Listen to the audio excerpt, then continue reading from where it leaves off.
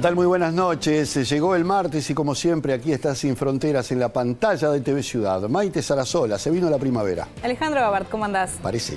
Parece que sí. Varios temas para hoy. Por un lado, la semana pasada se realizó en la sede de la CAF en Montevideo el lanzamiento de la presidencia rotativa de Uruguay del Consenso de Brasilia. En el marco de esta actividad se realizó también un homenaje al expresidente José Mujica. De todo esto vamos a estar conversando con nuestro analista Álvaro Padrón. Además estaremos recibiendo a Julieta Sierra, diputada uruguaya que acaba de participar en la Conferencia Mundial de Jóvenes Parlamentarios en Lima, Perú, siendo la primera vez que participa un legisladora uruguaya, en este caso en un evento de esta naturaleza que conforman los jóvenes parlamentarios. De todo esto y más conversamos hoy en Sin Fronteras.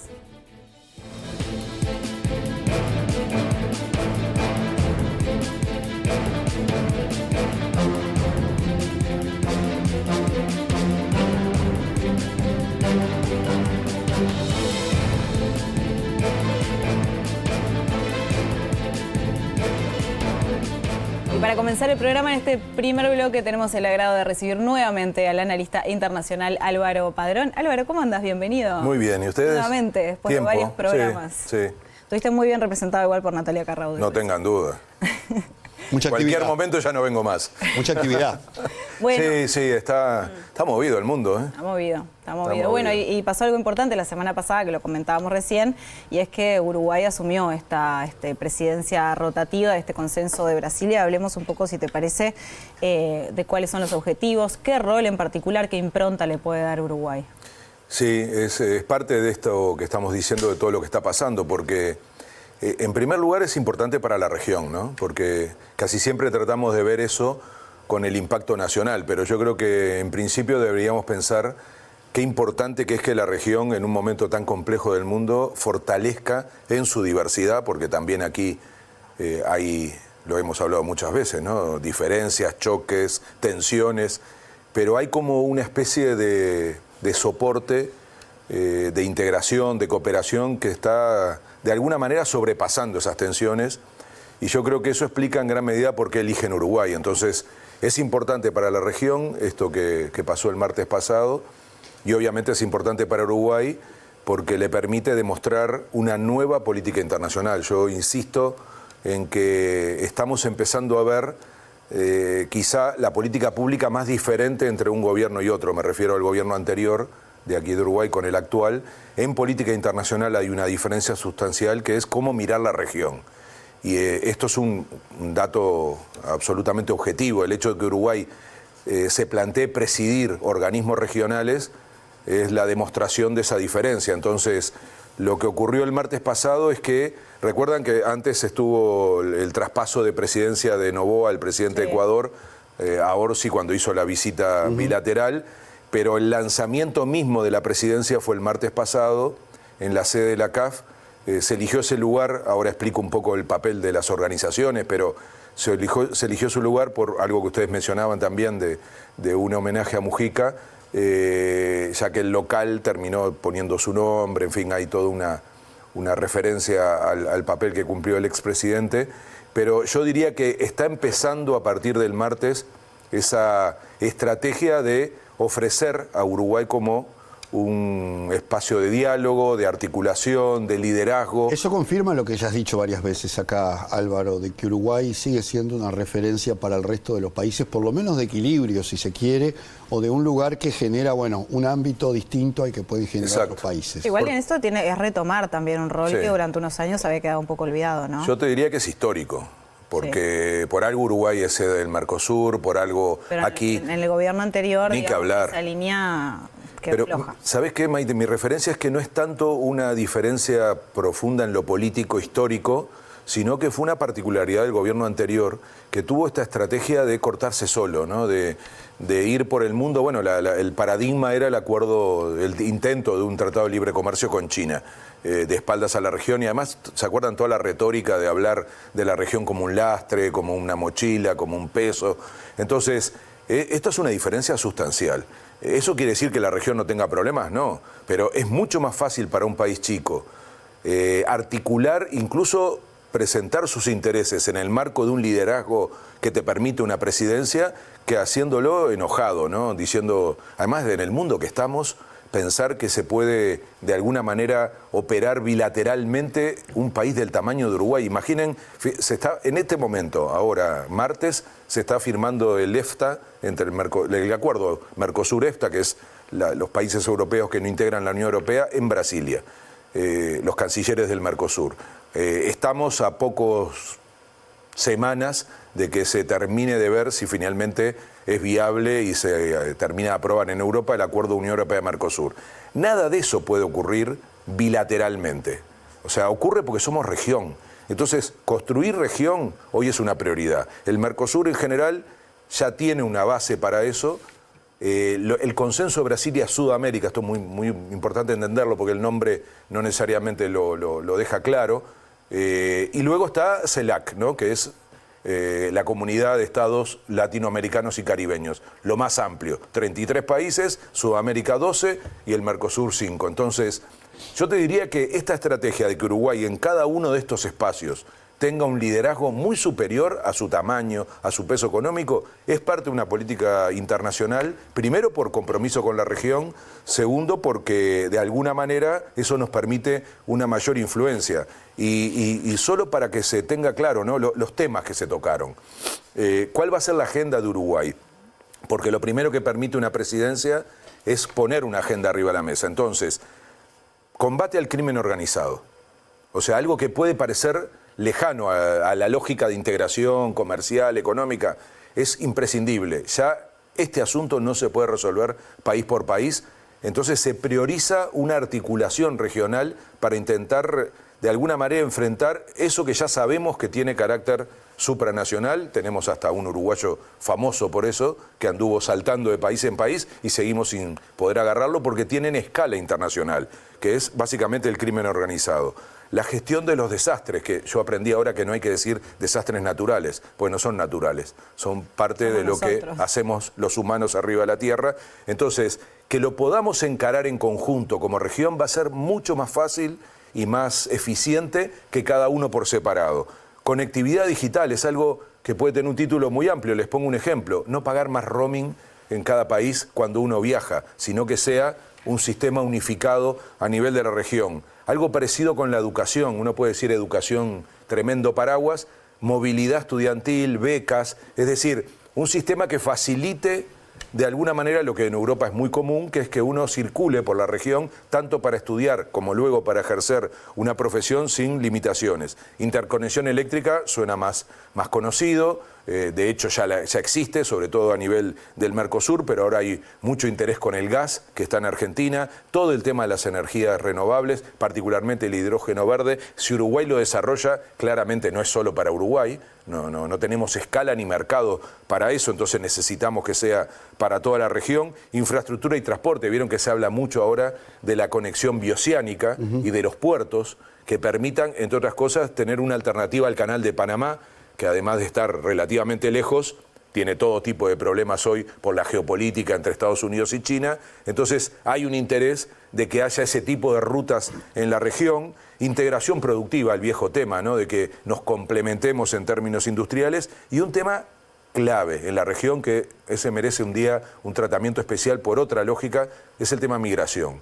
Y digo otra lógica porque tarde o temprano tenemos que entender que este país necesita pensar en la migración no como piensa una buena parte del mundo, sobre todo el norte, de cómo limitarla, sino en el caso nuestro al revés, de cómo facilitamos la migración en la región, particularmente en Uruguay, que es un país en donde no estamos creciendo desde el punto de vista exacto de la población. Sí, además sería bueno una distribución en la geografía de Uruguay, ¿no?, que es uno de los países que tiene más concentrado en el mundo en su núcleo, digamos, metropolitano, que es este que conformamos con San José y Canelones, y es una particularidad que tiene Uruguay y el resto del país deshabitado, ¿no? 60% de la población a 70 kilómetros del puerto. Bueno, Álvaro, volviendo al tema de lo que dejó el encuentro de la CAF en la apertura, hubo un énfasis particular en cambiar la forma de trabajo y apostar a nuevas prácticas para avanzar justamente en la cooperación y la integración. ¿Qué significa ese enfoque?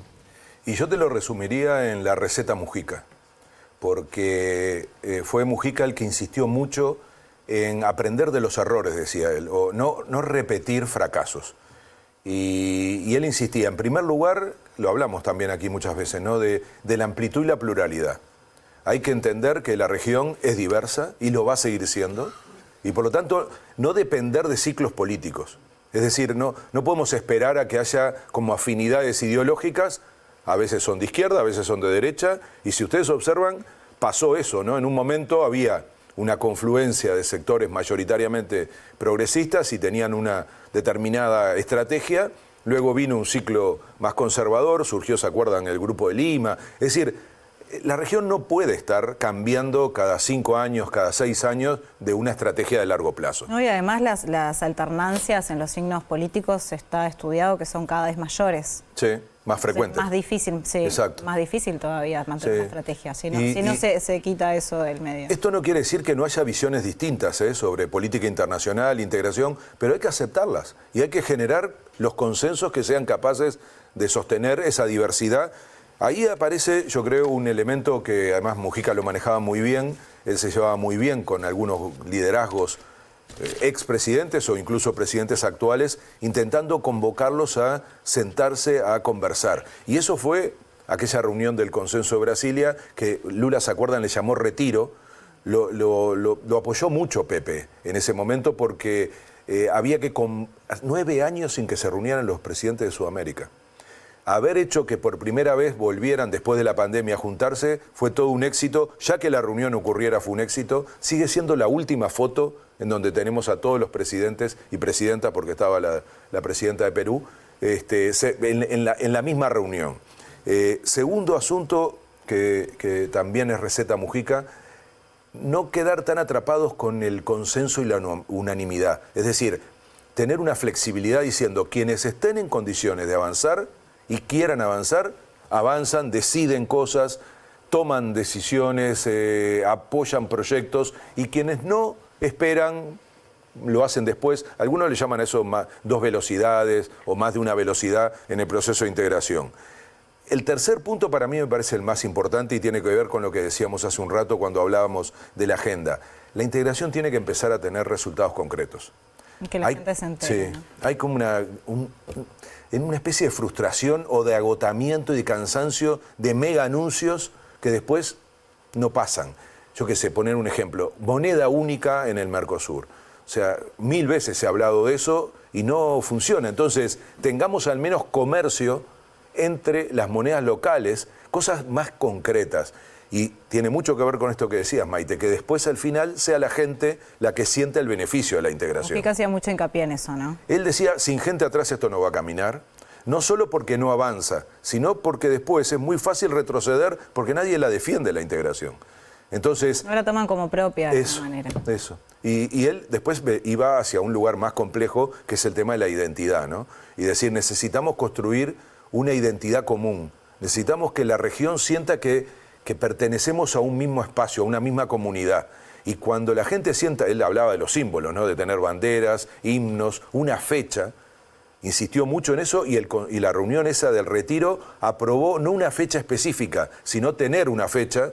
Todavía no hay una fecha específica, pero él decía, ese día hay que organizar en las escuelas, en los liceos, una charla sobre qué es ser latinoamericano, porque tenemos un montón de fechas con otras lógicas, pero no tenemos una que nos haga sentir parte de una misma comunidad. Y hay algo muy particular en la región, que es que si hablamos de espacio desde el norte hasta el sur, nos entendemos. Eso es una maravilla. En Europa hay casi 30 y pico de idiomas, o sea, la diversidad en algunos lugares hace muy complejo la creación. Lo conocés, Jano, porque has estado allí y has visto ese drama que por un lado es muy bueno por la diversidad, pero en otros momentos es muy dramático, incluso dentro de países, ¿no? Lo que conocemos de España, los líos que hay con los idiomas, incluso desde el punto de vista político, cuando hablando del acuerdo, no se reconocen. Hablando del acuerdo con el Mercosur y del análisis parlamentario de cada uno de los parlamentos nacionales, una de las complejidades que se presentaban, que no era determinante, pero que sí era una complejidad, era hacerlo en todos los idiomas de los países que integran la Unión Europea, ¿no? Sí, llevó casi 5 meses.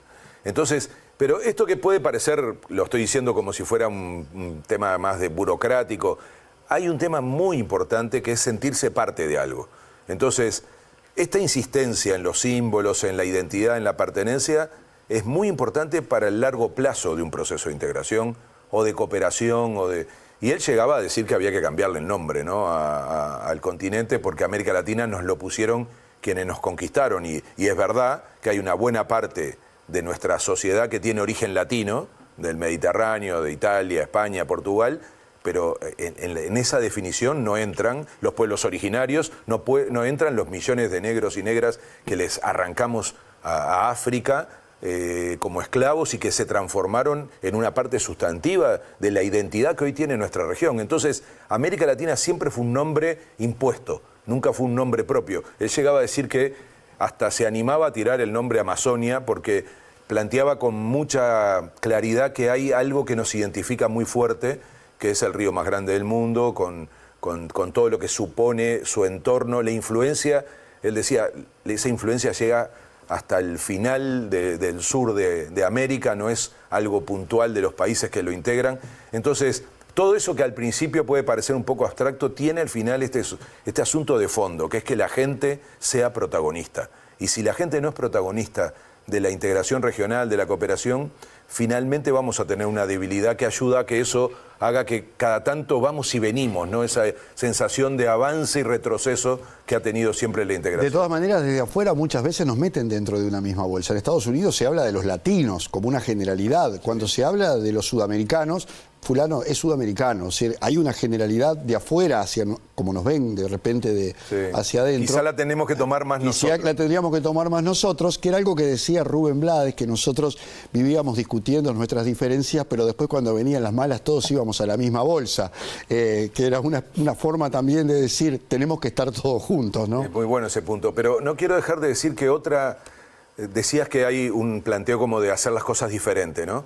Por un lado, esto que acabo de mencionar, de lo que era un poco el enfoque de Mujica, pero luego pasó otra cosa muy importante el martes, que es que por primera vez, además de los gobiernos, 12 gobiernos estuvieron presentes. Miren lo que logró Uruguay. Desde que se creó el Consenso Brasilia nunca habían tenido una reunión presencial, siempre era virtual. Esta vez fue presencial, vinieron los 12 gobiernos y al mismo tiempo estuvieron presentes las organizaciones regionales. Porque ahí vuelvo a Mujica, él decía, no hay que crear algo nuevo, ya tenemos demasiadas cosas, usemos las que hay.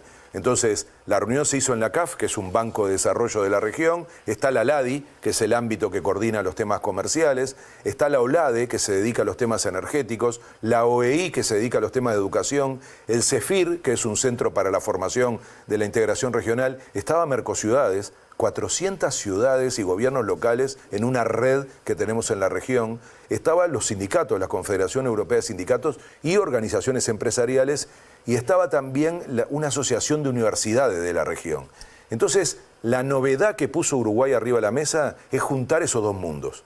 No hacer solo una reunión de gobiernos, sino utilizar un montón de capacidades que tiene la región y decir, es la primera vez que lo hace un gobierno, ¿eh? Queremos que esto sea una alianza. Y a ver si los temas no avanzan más rápido al juntar estas capacidades. De hecho, la CAF, no sé cuánta gente de aquí en Uruguay la ubica, está allí en la Ciudad Vieja, detrás del Solís, es un local impresionante, ese es un banco de desarrollo de toda, si bien su nombre es Andina de Fomento, ya es un banco de toda la región, y tenemos mucha potencia en organizaciones que pueden ayudar a que la integración finalmente sea una realidad. Y Álvaro, decíamos que se realizó en el marco de esta actividad un homenaje al expresidente José Mujica. Allí estaban varias figuras, pero también la ex vicepresidenta Lucía Topolansky. Vamos a compartir parte del video que se vio ese día. Y nunca más debemos de cometer el error de no tener coraje para juntarnos, para defendernos. Junto a Brasil, junto a Colombia, junto a Chile, junto a la izquierda, junto a la derecha, defendernos como América. No nos damos cuenta que tenemos un capital común y que tenemos que defendernos como continente. ¿Por qué? Porque nadie nos va a dar los derechos y la prosperidad si no sabemos pelear juntos. Pero tenemos que pensar muy por encima de los egoísmos que hemos tenido hasta hoy. Porque no existimos en el mundo. Padecemos la historia, no la hacemos. Acá hay que pelear por el sentido común. Solamente juntándonos podemos empezar a cambiar las reglas del juego, porque esto tiene que durar en el tiempo. No puede ser bandera de izquierda.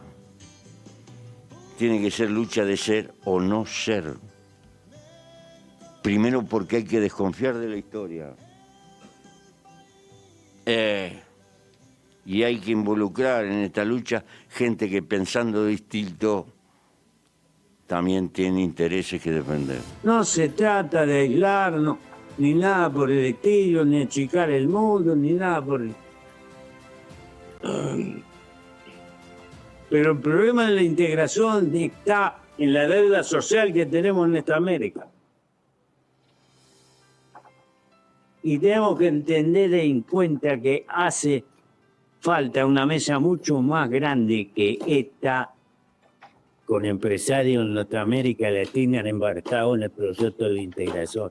En esa lucha estamos. Y yo, mis queridos amigos, les agradezco. Y no me lleven flores cuando me muera. Júntense para ir apuntando ese país. Veíamos ahí entonces parte del video que se compartió en el marco del homenaje al expresidente José Mujica. ¿Cómo ves el legado de Mujica? Sus últimos años los dedicó a estos temas de integración, ¿no? A dejar una marca, a que se pudiera seguir trabajando, a dejar un plan. Lo veíamos ahí hablando en marzo. Sí, estábamos comentando recién que fue la última vez que apareció públicamente, que hizo una intervención pública, ¿no? Y es un resumen increíble, se dan cuenta de lo que estábamos hablando, porque esa era la virtud de Mujica, tenía una capacidad de comunicación que algún día habrá que estudiar como alguien que nunca manejó un celular ni una red social era viral. Era viral. Tiene una capacidad de síntesis. A mí me pasó en la película de Ponsonby, en Ponsonbyland, que él habla en esa película y creo que de los minutos más interesantes es lo que él dice porque tiene una capacidad de síntesis, Sí, de claridad. sí, de claridad, ¿no? Sí, y además esa capacidad de comunicación, mirá vos qué lejos que llega Álvaro, porque estando en Europa cuando murió Mujica, yo estaba en Francia y estaba tomando un café y una gente que nos escuchó hablar nos preguntó de dónde éramos. Como suele ocurrir en estos casos, le dijimos que era de Uruguay y nos hablaron de la muerte de Mujica. Increíblemente en ese momento, o sea que la gente estaba al tanto de lo que estaba pasando, aún cuando uno podría pensar que allá quién se iba a dar cuenta, ¿no? Sí, sí, y esa influencia que se verifica en que fuera así de reconocido, valió mucho para este proceso que él impulsó. Yo les decía hace un rato que fue con Lula que él habló del retiro. En realidad el origen era intentar relanzar la UNASUR y ambos se dieron cuenta que no había condiciones. Ustedes se dieron cuenta cómo insiste él en los mensajes de la amplitud y de que esto no podía ser un tema ni de izquierda ni de derecha, sino de algo que uniera a la región. Entonces, ahí hay un componente de eso que yo decía, la receta, al mismo tiempo esa insistencia en la dimensión social, en llegarle a la gente, en la unidad. Él siempre puso un ejemplo práctico que es el desastre de la pandemia, ¿no? Nosotros somos el 6% de la población del mundo, América Latina y el Caribe, y pusimos el 30% de los muertos del COVID. O sea, esa es la demostración de la incapacidad de hacer las cosas juntos. O sea, cada país negoció la vacuna por separado. No fuimos capaces ni siquiera de coordinar las compras. Incluso se sabe que podríamos haber fabricado entre algunos países. ¿Se ha analizado eso, Álvaro? Sí. Digamos, los países o las delegaciones han tratado este tema hacia atrás, decir, che, metimos la pata con esto, ¿no? Tendríamos que haber hecho una cosa un poco más organizada entre todos. Buena parte de esta iniciativa nace de esa autocrítica, de que ya no se puede volver. Por eso, el hecho de volver a reunir a los 9 presidentes, ¿se dan cuenta que durante 12, durante 9 años no se juntaron, incluyendo los años de la pandemia? Entonces, el retiro es casi inmediato después de la pandemia, en 23. Y ahí lo que plantean es, no nos puede volver a pasar esto, de no tener determinadas cosas, una actitud y una estrategia conjunta, ni que hablar en foros internacionales, ¿no? O sea, no existimos, lo dice él, ¿no? No existimos, padecemos la historia. Entonces, si estamos en un momento donde se está reorganizando el mundo, donde las fuerzas están disputando por un nuevo orden mundial, ¿qué vamos a hacer? ¿Cada uno por separado? ¿Intentar influir? Entonces, este era, decimos nosotros mucho, el último sueño. Era una obsesión de Pepe y él hizo este esfuerzo al final. Esto que estábamos viendo es apenas un mes antes de su muerte, ¿no? Y significó claramente, vos decías legado, Maite, es como, a esta altura es un compromiso. Y los otros días el homenaje, no fue un homenaje que uno hace y dice, bueno, lo metimos ahí porque era el momento donde había mucha gente y había gente del exterior y la CAF quería ponerle el nombre al edificio. No, conectaba absolutamente con el evento, lo metimos en el medio de la actividad, como una forma también de generar ese compromiso. Y una emoción, fue muy emocionante, ¿no? Estuvo Lucía Topolansky, estuvo Volonté, estuvo Samper, era Enrique Iglesias, 94 años, otra figura emblemática de lo que significa la integración y el papel, lo que Uruguay puede ser. Por eso yo decía hace un rato que ni siquiera es un problema de un ciclo político ni de un sector político. ¿Qué ventaja tuvo Uruguay en el primer gobierno democrático de tener a Iglesias, ¿no? ¿Te das cuenta? Y es otro gran generador de región. Entonces, todo eso ayudó a esta imagen que, créanme, que es valiosísima. Uruguay como solución, Uruguay como país puente, Uruguay como democracia creíble, Uruguay como quien junta a las partes que están muy polarizadas. Estamos en una región complicadísima, quizá no tan complicada como otras partes del mundo, guerras mediante, pero hay que juntar a Brasil con Argentina, a Colombia con Perú. Entonces, Uruguay juega ese rol. Y eso hoy, aunque sea difícil, hay que hacerlo. Ese es el legado de Mujica, él lo sabía hacer muy bien. Quedó de alguna manera esa matriz sobre la mesa. Y lo tenemos que aprovechar porque además de que tenemos la obligación, corresponde poner eso a disposición de la región, créanme que también nos viene muy bien, porque al final nuestro peso va a ser muy superior si somos capaces de tener un rol de protagonismo y de liderazgo, que eso también tiene un resultado. Álvaro, la semana que viene va a haber un homenaje a Mujica en la Asamblea General de la ONU y aprovecho ya al nombrarla porque va a haber una cantidad de eventos y asuntos a tratar en un momento realmente volátil del mundo que se dan en el contexto internacional. ¿Cuáles te parece que van a ser los asuntos claves que van a ocurrir allí donde también vas a estar? Sí, el martes que viene nos comunicamos desde allá y yo no recuerdo si, por lo menos en mi memoria, una asamblea en un momento tan complejo, ¿no? O por lo menos lo diría así. Es cuando más necesitamos a las Naciones Unidas y cuando más débil está las Naciones Unidas, ¿no? Guerras dramáticas, lo que está pasando hoy es tremendo, hoy se activó anoche la ofensiva de Israel. Hoy una comisión independiente de ONU ratificó que lo que está haciendo Israel en Gaza es genocidio y hicieron un llamado internacional a aumentar la presión por parte de los países, ¿no? Con diferentes medidas. Y sumale a eso, Maite, la cumbre de 40 estados árabes a para partir del ataque en Qatar. O sea, estamos en un momento muy peligroso. Perdón, te agregó la aparición de drones en el espacio de la OTAN, ¿no? Sí, es muy peligroso. ¿Qué pasa? No es casual que pase cuando estamos tan cerca de la Asamblea General. ¿Por qué? Porque en la Asamblea General va a haber claramente definiciones estratégicas. Por ejemplo, el reconocimiento del Estado palestino.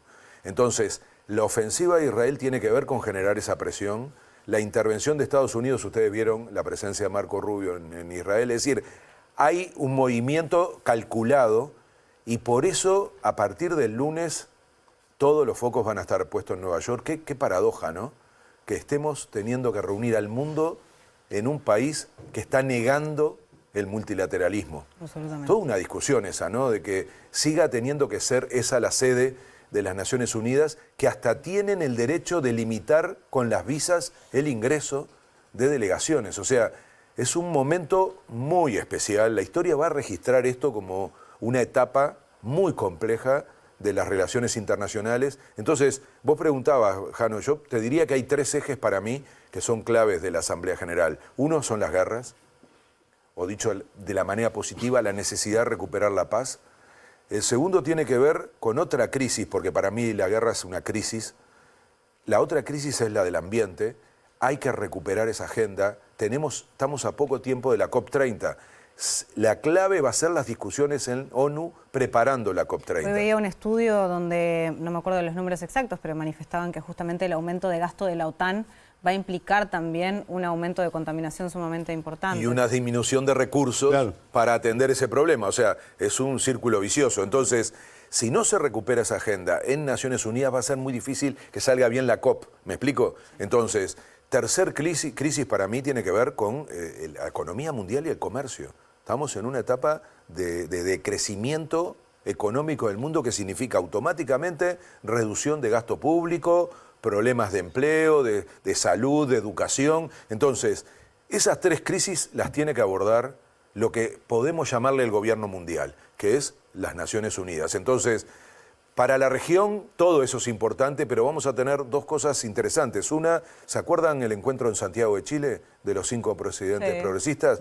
Se vuelve a hacer ahora el 24 de mañana, es el miércoles, y ese día se multiplica por 10 la cantidad de presidentes. Esa convocatoria que se llamaba Democracia Siempre y que tenía como temas democracia, desigualdad y desinformación. Este tema de la desinformación es muy importante, es muy importante. Tenemos un día que conversarlo porque es parte de lo que está ocurriendo para que haya determinado tipo de lo que está pasando en Gaza, ¿no? Total estrategia de desinformación, evitando que los periodistas vayan y cuando van los matan. Es decir, hay un problema, que lo puedo escalar a cualquier otro nivel, de que la información se transforma en una herramienta para controlar. Entonces, esa batalla que empezó, o esa iniciativa que empezó en Santiago de Chile, ahora se hace en Naciones Unidas convocando a muchos más presidentes de varias partes del mundo. Creo que es muy importante en términos además de defensa de la democracia. Y luego hay un homenaje a Mujica, ya en clave Naciones Unidas. Va a ser distinto que el que hicimos acá, porque el que hicimos acá tuvo mucho que ver con la integración regional, mientras que el de Naciones Unidas, recuerdan... No, los discursos de Mujica. Ahí, el discurso de Mujica, el de Naciones Unidas y el de Río +20. Sí. Esos dos discursos dicen que son los discursos de un político más escuchado en el mundo. Yo espero sinceramente que ese sea el clima, que se logre y que de vuelta Uruguay en parte, pero particularmente el legado de Mujica, inunde de alguna manera el clima de una reunión estratégica. ¿Se acuerdan que el año pasado hablábamos de la cumbre del futuro? Casi ni se habla de eso ahora, porque es como que la urgencia desplazó a la necesidad de pensar el futuro. Es como que ni siquiera podemos pensar el futuro si no resolvemos los dilemas que están ahora, y esta Asamblea General, yo no tengo duda de decir que es histórica, va a aparecer también, y lo hablábamos en la letra chica del domingo, el lío con Brasil, ¿no? Se dan cuenta que Lula va a visitar, tiene que estar en Naciones Unidas, va a estar junto con el gobierno. ¿Vieron la carta que le envió a Trump? O sea, todo eso también va a ser parte de un clima en un país en donde hay una injerencia directa, donde se está aplicando la justicia. Entonces, la verdad que temas para esa asamblea hay muchos. El martes lo hablaremos. Estaremos conversando contigo desde ahí entonces. Claro. Álvaro Padrón, muchísimas gracias. A ustedes. En el próximo bloque vamos a estar conversando con la diputada Julieta Sierra, porque viajó a Lima, Perú, para participar de la Conferencia Mundial de Jóvenes Parlamentarios. Quédense que ya venimos.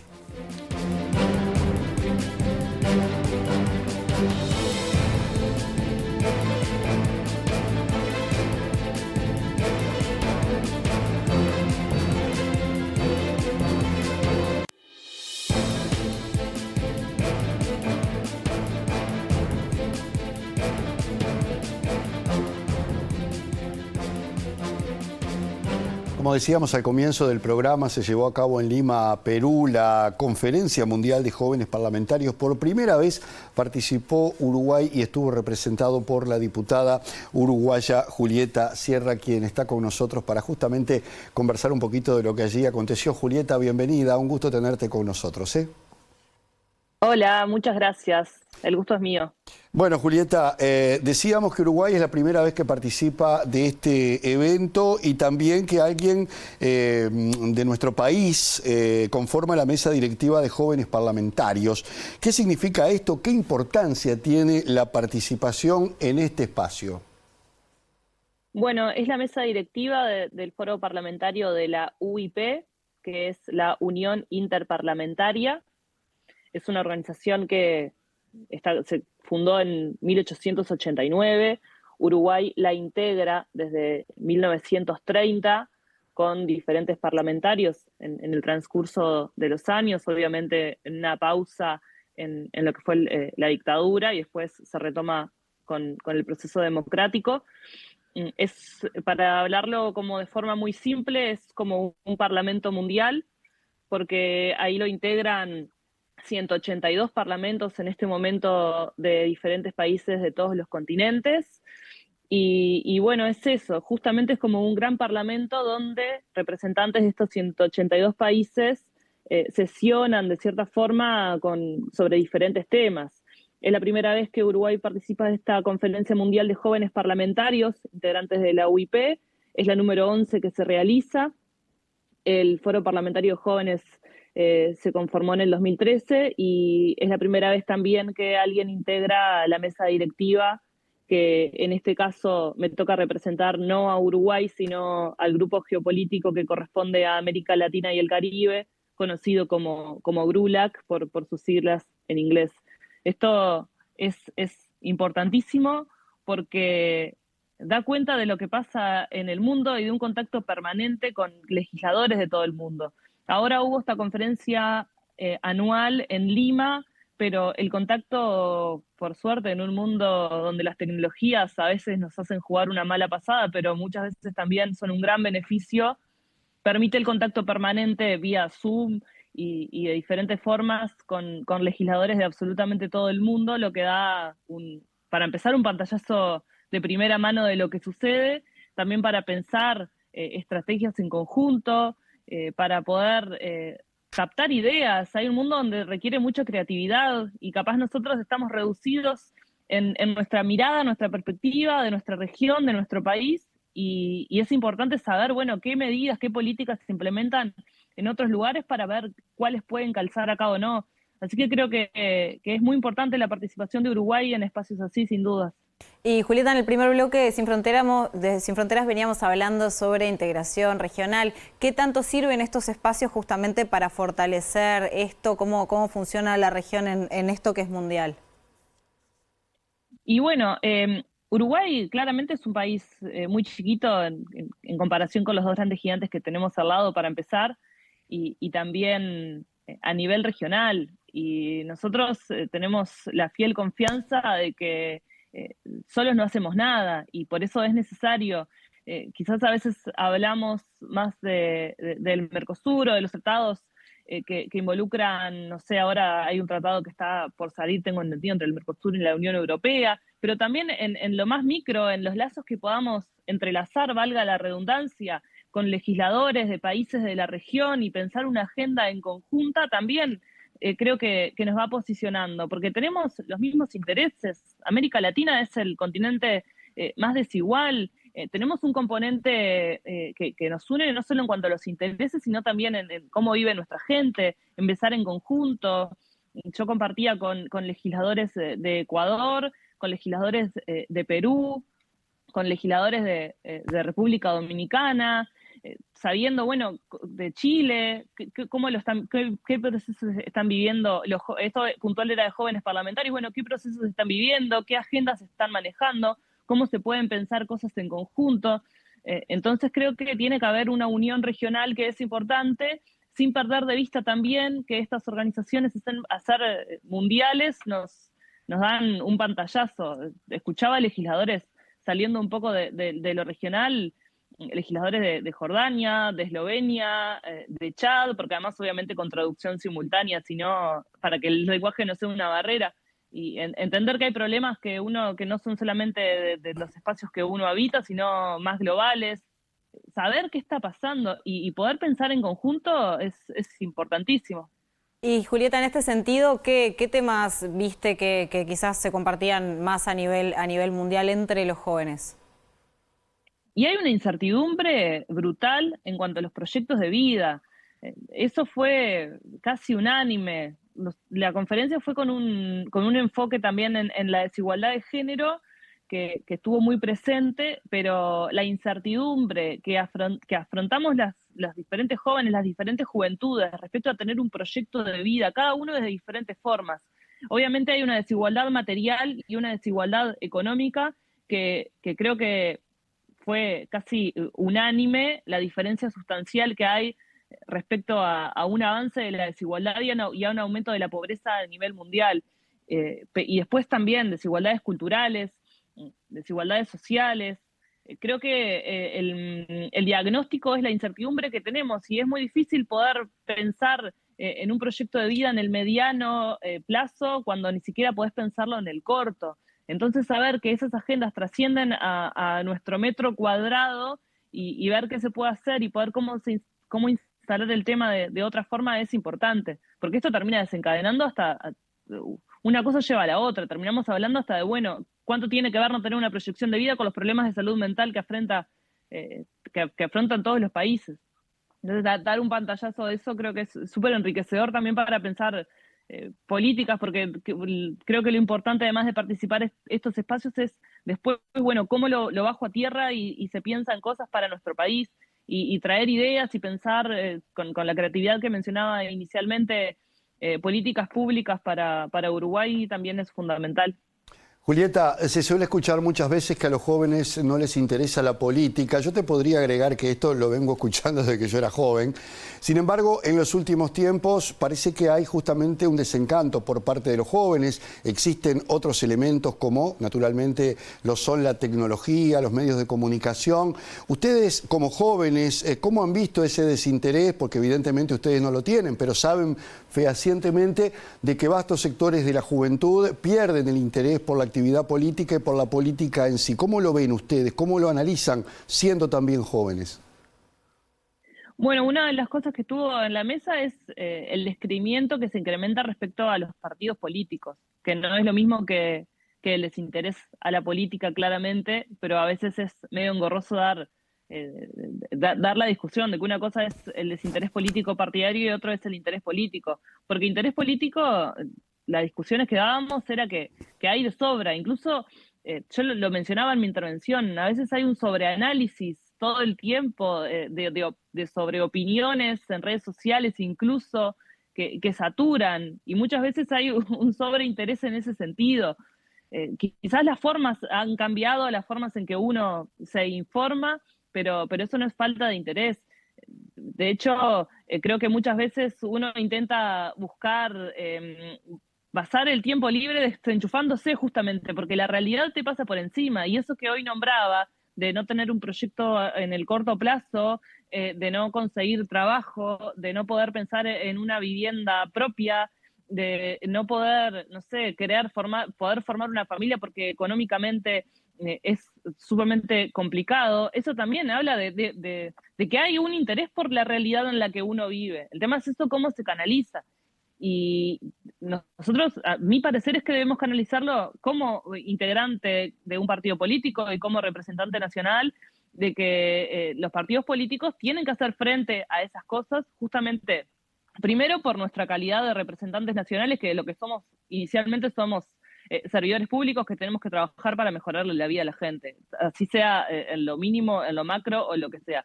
Pero además también para fortalecer el rol de los partidos políticos, porque creo que interés hay de sobra. Lo que va creciendo es un descreimiento hacia los partidos y hacia ciertas formas de liderazgos que también di cuenta de que son problemas mundiales. Creo que interés hay, lo que hay que hacer es dar respuestas, y cuando el sistema político no da respuestas, lo que hacemos es que se incrementa el descreimiento a los partidos, y ahí creo que nosotros tenemos una responsabilidad en ese sentido. Julieta, ¿cómo sigue esto? No sé, ¿se arman comisiones? ¿Hay un plan de trabajo? ¿Se van a volver a reunir el año que viene? ¿En qué quedaron? Sí, nosotros las conferencias son anuales. Mi lugar en la mesa directiva de los jóvenes parlamentarios inicialmente es por 2 años, después hay posibilidades de reelección, pero se imaginarán que yo ingresé hace unos meses, desde abril la estoy conformando, así que recién me estoy empapando cómo es el funcionamiento. Estamos en contacto permanente vía Zoom. Obviamente el año que viene va a haber otro encuentro anual, pero la cantidad de instancias que hay mientras tanto y que ahora estamos ordenando, así que seguramente estemos en Sin Fronteras en contacto permanente sobre cómo se va avanzando, es fundamental, porque quedó un entusiasmo de ir tejiendo redes todo el tiempo sobre qué están tratando los jóvenes parlamentarios del resto de los países del mundo, y creo que si se trabaja bien, se trabaja con eficiencia, con pienso y con apertura sobre todo, sin trancas culturales y prejuicios que muchas veces están, creo que puede ser súper enriquecedor para nuestro país poder tener otras miradas y que ellos también, porque una de las cosas que me faltó mencionar y que no es menor, es que Uruguay se ve como un gran faro democrático, como un gran faro de calidad democrática y de convivencia a nivel mundial. Yo tenía entendido que la región nos veía así porque es lo más cercano que tengo y por contactos que tengo más cercanos, pero a nivel mundial a Uruguay se lo ve como un gran faro de calidad democrática. Así que es lo que ellos aprenden de nosotros, pero también ellos están expectantes a ver cómo nos manejamos acá en este país que comparándolo con otros países es muy pequeño. Ojalá que podamos mantenerlo, Julieta, eso, y evidentemente que también los jóvenes sigan ganando espacio en la política. Ha costado mucho porque sabemos que a los jóvenes siempre se les ha hecho cuesta arriba tener trascendencia dentro de sus propias estructuras, pero esto evidentemente cambia un poco las cosas y ojalá que se pueda seguir avanzando. Julieta Sierra, diputada uruguaya que participó justamente en este encuentro y que forma parte de esta comisión. Muchísimas gracias por acompañarnos. Gracias. Gracias a ustedes y a las órdenes. Que pases bien. Bueno, nosotros llegamos al final de este Sin Fronteras, Alejandro Babart. Nos reencontramos el martes. Nos vemos el próximo martes. Muchísimas gracias por acompañarnos. Como siempre, que descansen. Chao.